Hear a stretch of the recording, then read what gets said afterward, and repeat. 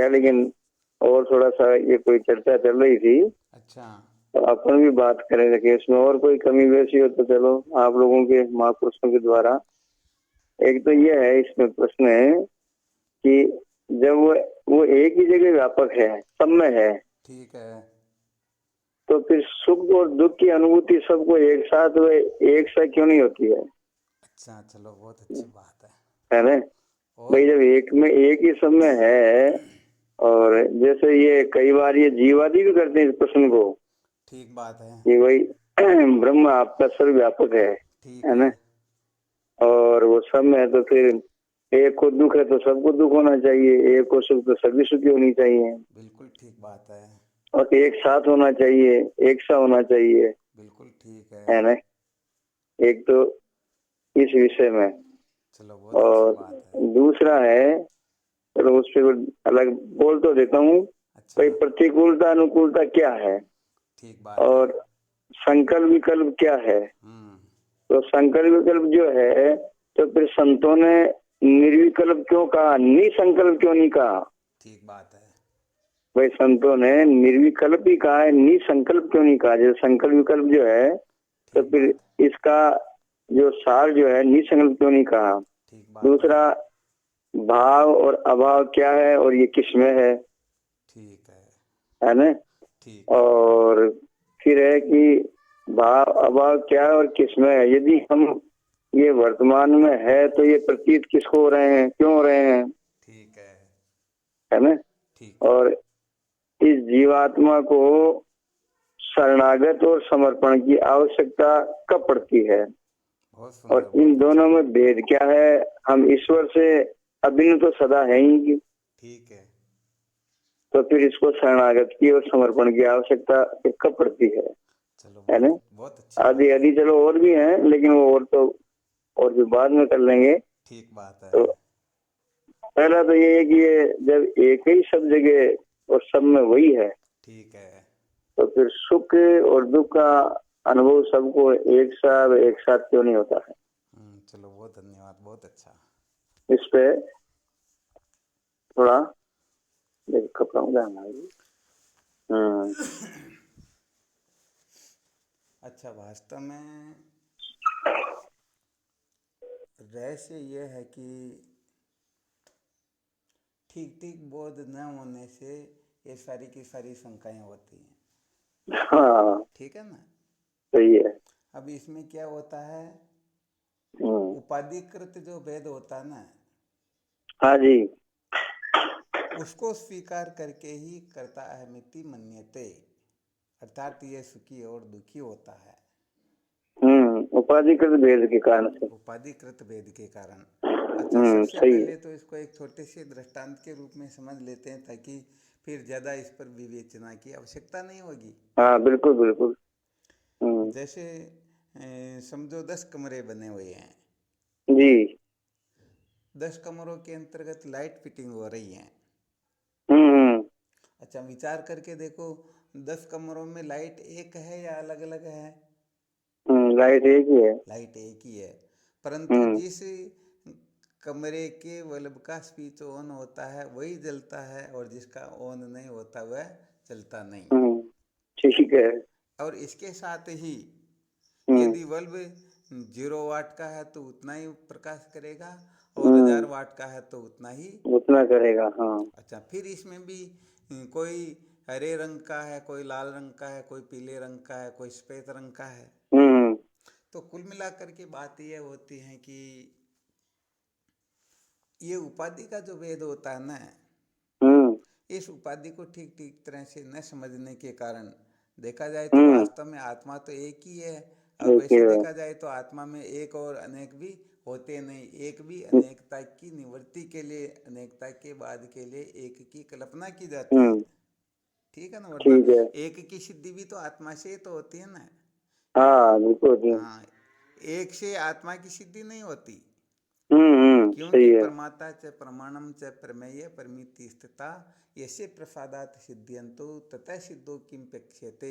अर्थात जिससे हम्म। परमाता प्रमाण प्रमेय सबकी सिद्धि होती हैं, हम्म। उसकी सिद्धि भला किससे होगी? हम्म।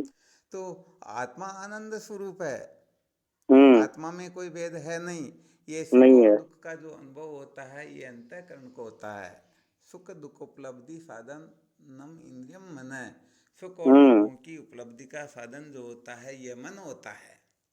हाँ, मन को तो होता है ये तो। अपनी अपनी वासना के अनुसार, हम्म। अपनी अपनी कल्पना के अनुसार, अपने अपने संस्कारों के संकल्प विकल्प के अनुसार ही प्राणी मात्र और सुखी दुखी हुआ करता है। बस यही कारण है कि एक के सुखी दुखी होने से दूसरा सुखी दुखी होता नहीं, क्योंकि होता नहीं है। अंतःकरणों में भिन्नता है, आत्मा में भिन्नता नहीं। अब यहाँ पर है। अंतःकरणों में भिन्नता है, आत्मा में नहीं है। हाँ, आत्मा में नहीं है, ठीक है। बिल्कुल सही लोग है। यहाँ पर गलती ये कर लेते हैं कि आत्मा को अनेक समझ लेते हैं, हाँ, जबकि आत्मा जबकि एक आत्मा ही है। अनेक है नहीं, बल्कि आत्मा केवल मात्र अनेकता के निषेध के लिए एक का कथन किया गया।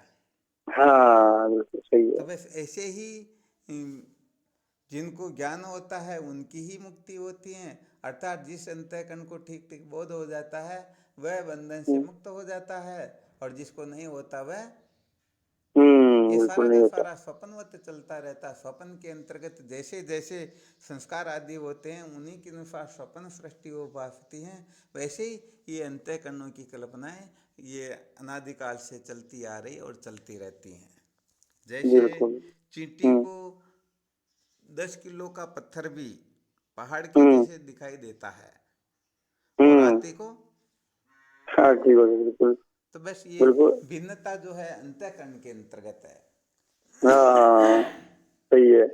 तो अंतःकरण की भिन्नता यदि उसमें आरोपित कर ले तो फिर तो कोई कह दे कि नहीं वो जन्म गया तो वो भी जन्म जाना चाहिए, मर गया तो मर जाना चाहिए, एक का ज्ञान हो, एक को ज्ञान हो तो सबकी मुक्ति हो सबको हो जानी जाना चाहिए। चाहिए।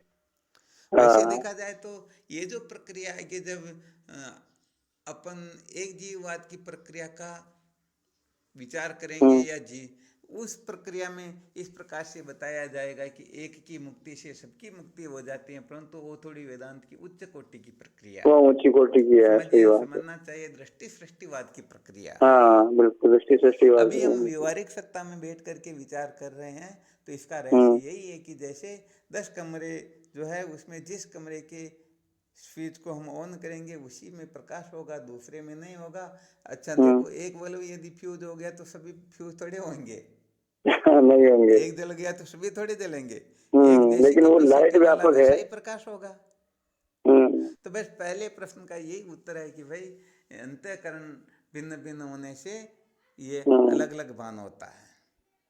जैसे चलो। सूर्य जो है एक ही है, परंतु 4 प्रकार के पात्र रखे हुए हैं। एक में शुद्ध जल हाँ। है, एक में गंदा जल है, एक में भले हम्म। समझो शराब भरी हुई है, ठीक है ना। ऐसे हम्म। 4 अलग अलग पात्र है। अब विचार करके देखा जाए तो सूर्य का जो प्रतिबिंब है उन चारों से संस्पृष्ट होता है क्या? हम्म।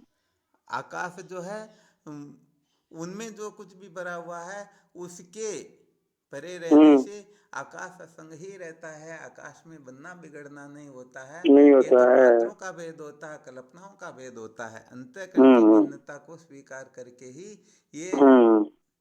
प्रक्रियाएं चलती हैं। ये विशेष हम्म। बात है यहाँ पर। चलो, ये तो अब इसमें ठीक है। कोई और शंका हो तो थोड़ा उस पर भी हाँ, वो विचार और तो करते फिर हैं। बाद में करेंगे। चलो, कोई दिक्कत की बात नहीं है। अब ये कि ये तो चलो, इसका तो वैसे समझा भी दिया। और वो इसमें वही बात है जो, चलो अब अपन भाई अपना मिलान करने में है ना। ठीक, धन्यवाद, बहुत अच्छा। बात तो वही आएगी। बिल्कुल सत्य दूसरा, है। प्रतिकूलता अनुकूलता क्या है? अनुकूलता और प्रतिकूलता, हम्म। ये अनुकूलता और प्रतिकूलता भी अंतःकरण आदि को महत्व देकर के ही अनुकूलता और प्रतिकूलता का कथन किया जाता है।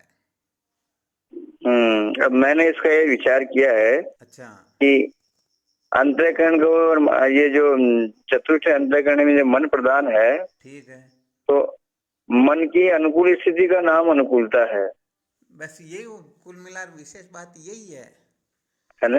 अर्थात इस मन को जो प्रिय लगने वाले हैं, रमणीय लगने हम्म। वाले हैं, आनंद देने वाले हैं, उनके हम्म। लिए वो सारे के सारे विषय इनके अनुकूल हैं, और हम्म। इनके विपरीत जो है वो प्रतिकूल है। हाँ, यानी अंतःकरण को प्रिय लगने वाले जो है ना। भाई जिससे मन को शांति मिले वो सब हाँ अनुकूल है, और शांति न मिले वो सब प्रतिकूल है। हाँ वाले बिल्कुल प्रचुर लगने वाले, और जिससे शांति मिले, ठीक है ना। बात है। ये तो ये इसकी इतनी है, वो तो बहुत भी लंबी चौड़ी भी है, लेकिन मूल में यही है। मूल में केवल इतना ही खूब है। हाँ यही अनुकूलता है। हम्म। अच्छा, अब संकल्प विकल्प क्या है? संकल्प विकल्प ये भी मन की जो वृत्ति है उसी का नाम संकल्प विकल्प है। ऐसा समझना चाहिए संकल्प विकल्प को ही मन कहते हैं। बिना संकल्प हाँ विकल्प के मन नाम की कोई वस्तु नहीं होती है। अच्छा, क्योंकि हाँ सही है, मन अद्वितीयात्मा की के वृत्ति सिवाय का नाम ही। संकल्प विकल्प ना रूप वृत्ति को ही मन कहते हैं।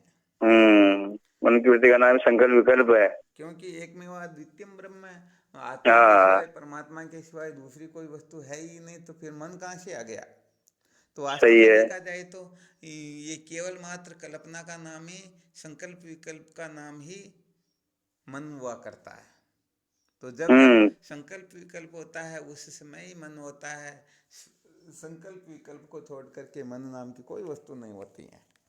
हम्म हाँ, संकल्प विकल्प को छोड़ करके, है हाँ ना। बिल्कुल बिल्कुल ठीक है। अच्छा, फिर ये संतों ने जो निर्विकल्प ही इसको क्यों कहा गया, निसंकल्प क्यों नहीं कहा गया? देखो होता क्या है कि जब तक अंतःकरण रहेगा ना, हम्म चाहे ज्ञानी हो चाहे अज्ञानी हो चाहे कोई क्यों ना हो, हम्म जैसे सोने से बना हुआ जेवर सोने से भिन्न नहीं होता है, सोने को छोड़ करके जेवर कुछ होता ही नहीं। हम्म मिट्टी से बना हुआ घड़ा बताओ, मिट्टी को निकाल ले तो फिर घड़ा रहेगा हाँ, क्या। रहेगा नहीं तो बिल्कुल। ऐसे ही ये अंतःकरण आदि जो है त्रिगुणात्मक है, ये विद्या के कार्य हैं, ये वासनाओं से बने हुए हैं। ठीक है ना। है। वासनाओं से बने हुए हैं। अच्छा, अंतःकरण त्रिगुणात्मक है। वासनाओं के समूह का नाम ही तो मन है। हाँ तो अच्छा, वासनाओं से बंधे हुए हैं। ठीक बात है ना। तो कहने का हम्म मतलब ये है कि इस जगह पर यदि एक तो क्या बताया।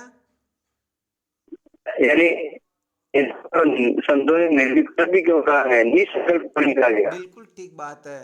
तो कहने का हम्म मतलब निसंकल्प, ये मन वासनाओं से बना होने के कारण वासनाओं से रहित कभी हो सकता ही नहीं। ये थोड़ी वेदांत की उच्च कोटि की भी बात है और सूक्ष्म रूप से समझने की होती है। लोग इसको हम्म ठीक ठीक तरह से नहीं समझते हैं, इसलिए वेदांत विचार के प्रति द्वेष भी कर लेते हैं और न मालूम हम्म उठपटांग अनाप शनाप बकने भी लग जाते हैं। हाँ हाँ हाँ। ऐसे नासमझ लोग जो है वो सिद्ध करना चाहते हैं कि जैसे सुई लगा करके चेक करें, यदि रोओगे नहीं चिल्लाओगे नहीं तो हम समझ लेंगे तुम ब्रह्म हो, वरना ब्रह्म नहीं। तो ये क्या है कि हम्म नास्तिकों का मूर्खों का षड्यंत्र होता है, ऐसा वास्तव में हम्म कुछ होता ही नहीं।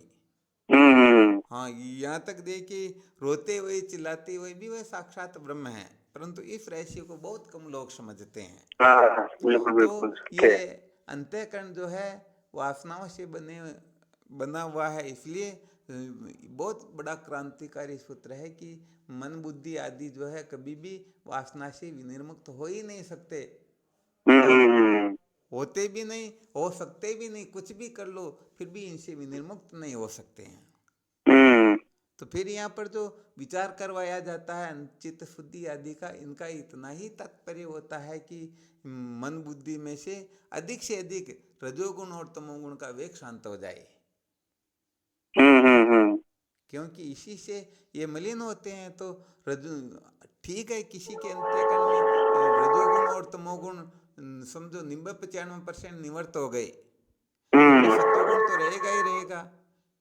बिल्कुल। हाँ ठीक, किसी किसी महापुरुषों को छोड़ ही दीजिए, वरना जैसे समझो किसी के सुई चुभोना शुरू करो या थप्पड़ लगाना शुरू करो तो 1 में नहीं, 10 में नहीं, 100 में नहीं, 1000 में नहीं, कभी ना कभी तो कुछ ना कुछ कह ही देगा या नहीं देगा। हाँ हाँ हाँ हाँ, लोग कहते कि नहीं जड़ भरत जी जैसे रहना चाहिए, विचार करके देखना चाहिए। जड़ भरत जी जड़ की तरह रहते तो क्या उनको भोजन वगैरह भोजन करते या हाँ नहीं करते, क्या वो हाँ पत्थरों को बिल्कुल खाते थे नहीं क्या। करते, बिल्कुल नहीं करते। और यदि जड़ भरत जी इस प्रकार से थे तो उनको राजा रघुगण कैसे दिखाई दिया, हाँ कैसे उनको दिया, उसको फिर उपदेश ज्ञानोपदेश कैसे कैसे दिया। किया? तो कुल हाँ मिलाकर के बात ये होती है कि इस प्रकार की जो स्थिति है ये संभव ही नहीं है। हाँ बिल्कुल, इसीलिए निर्विकल्प कह दिया उसको। हाँ, इसलिए निर्विकल्प कहा गया। निर्विकल्प तो हम हो सकते हैं, परंतु हम्म, निसंकल्प होने का मतलब ये विदेह मुक्ति में ही हो सकता है। क्योंकि हाँ, देखा जाए तो किसी निसंकल्प भी विजय मुक्ति प्रकार में का होता है। संकल्प जो है ना, निसंकल्प हम्म, भी एक प्रकार का संकल्प, इसको थोड़ा समझना चाहिए। अच्छा। निसंकल्प होना भी एक प्रकार का संकल्प ही तो है, और क्या। संकल्प भी है। बस इसलिए निर्विकल्प की का तो महत्व बताया गया, परंतु निसंकल्प तो जब मन बुद्धि नहीं रहेंगे, मन बुद्धि रहे और उस समय निसंकल्प हो तो जाए, ये विजय संभव मुक्ति में नहीं तो महाराज जी शरीर भी तो नहीं रहेगा फिर। है। विजय मुक्ति में शरीर भी नहीं रहेगा। हाँ, तो फिर निसंकल्प की भी आवश्यकता कहाँ।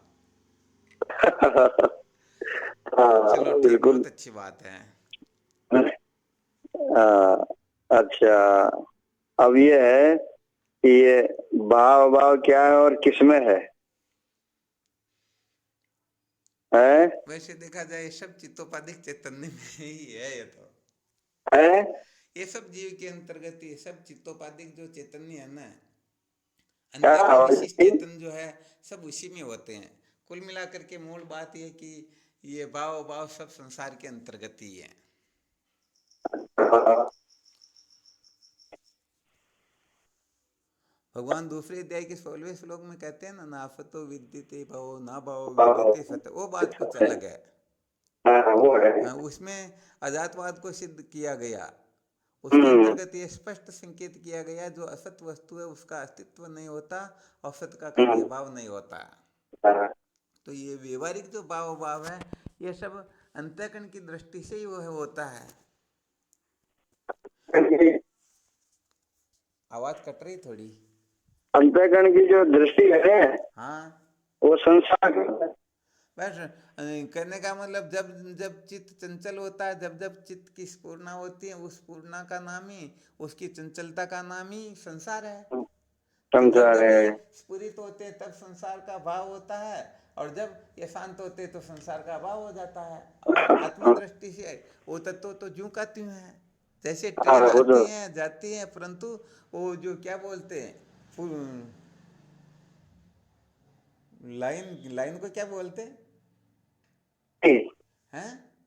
लाइन पटरी। पटरी। तो ट्रेन हाँ, आती जाती रहती है और पटरी ज्यों की त्यों है। क्यों रहती है? ऐसे ही ये कहने का मतलब, आत्मा रूपी पटरी के पर ये मन रूपी जो लोहार एक तरह का बस कल्पना करता रहता है। आया और गया भाव हम्म, भाव आदि की कल्पना होती है, और अपना स्वरूप ज्यों का त्यों चिन्ह मात्र है। हो जाता है। अच्छा, चलो ठीक है ये भी। और यदि हम वर्तमान में हैं तो ये प्रतीति क्यों हो रही है? यदि हम, यानी हम वर्तमान में हैं ठीक है, तो ये प्रतीति क्यों हो रही है फिर? किसकी, है किसकी। वर्तमान की। हाँ बिल्कुल ठीक। वैसे देखा जाए तो वर्तमान की भी कल्पना ही होती है। है वर्तमान की भी कल्पना ही होती है। जैसे, वर्तमान की कल्पना ही होती है। जैसे दो जिले की देख लीजिए, दो राज्य की देख लीजिए, दो देशों की देख लीजिए। एक लाइन खींच दी गई पर इस तरफ ही है और इस तरफ ही है। है दो देशों के बीच में लाइन खींच दी गई भाई, इस तरफ तो भारत है और इस तरफ पाकिस्तान है। हाँ, ठीक है ना। तो अब लाइन हाँ। समझो 1 फीट की चौड़ी खींच दी गई, तो अब 1 फीट में भारत का भी हिस्सा और पाकिस्तान का भी हिस्सा है या नहीं है। हाँ है। अच्छा, फिर वो लाइन को छोटी करो तो उसके भी 2 टुकड़े होंगे या नहीं होंगे। यदि होंगे। ऐसा करते करते करते सूक्ष्म से सूक्ष्म स्थिति तक पहुंचो, तो बताओ उस लाइन को कोई सिद्ध कर सकता है क्या। हाँ, नहीं कर सकता। तो बस ऐसे ही ये कल्पना होती है। हम अपने देह को महत्व दे करके पूर्व पश्चिम उत्तर दक्षिण की कल्पना करते हैं, वरना वास्तव हम्म, में पूर्व पश्चिम उत्तर दक्षिण की सिद्धि थोड़े होती क्या।